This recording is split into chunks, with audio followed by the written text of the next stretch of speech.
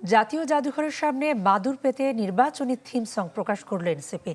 এ বিষয়ে আরো জানাতে রাজধানীর শাহবাগ থেকে আমাদের সঙ্গে যোগ দিচ্ছেন জুম্মাতুল বিদা। মাদুর পেতে থিম সং একটা ট্রেন্ডি বিষয় এখন। আবার স্বাভাবিকভাবে মাদুর পেতে যেহেতু একটু ভিন্ন আঙ্গিকে মনে হচ্ছে, আনুষ্ঠানিকতা কি কি ছিল, বিশেষ করে বক্তারা কি বলেছেন? আনুষ্ঠানিকতা তারা একটু ভিন্ন করে রেখেছেন, বলেছেন অন্য রাজনৈতিক দলের মতো আসলে সেরকম সামর্থ্য না থাকায় তারা তাদের সামর্থ্য অনুযায়ী স্বল্প বাজেটের মধ্যে তাদের এই থিম সংটি তারা তৈরি করেছেন, যেটি তাদের নির্বাচনী থিম সং। তাদের দুইটি থিম সং রয়েছে, একটি হ্যাঁ ভোটের পক্ষে অর্থাৎ জুলাই সনদের পক্ষে যাতে হ্যাঁ ভোট দেয় নাগরিক সেটির জন্য, এবং আরেকটি নির্বাচনী।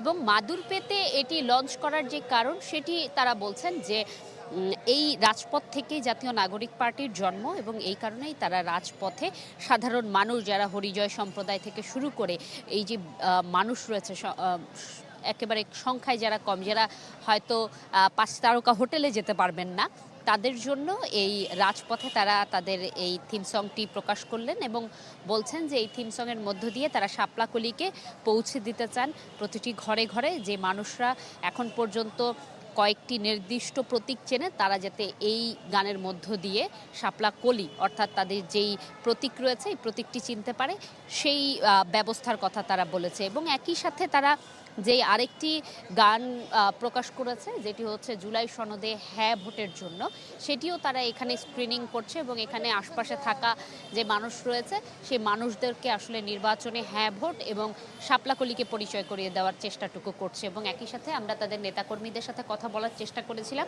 তাদের কাছে থিম সং নিয়ে সামাজিক যোগাযোগ মাধ্যমে তাদের ভাবনা জানতে চেয়েছিলাম। তারা বলেছেন যে সামাজিক যোগাযোগ মাধ্যমে থিম সং এর প্রভাবটি আসলে অনেক বেশি এবং এটি প্রজন্মতেও অনেক বেশি।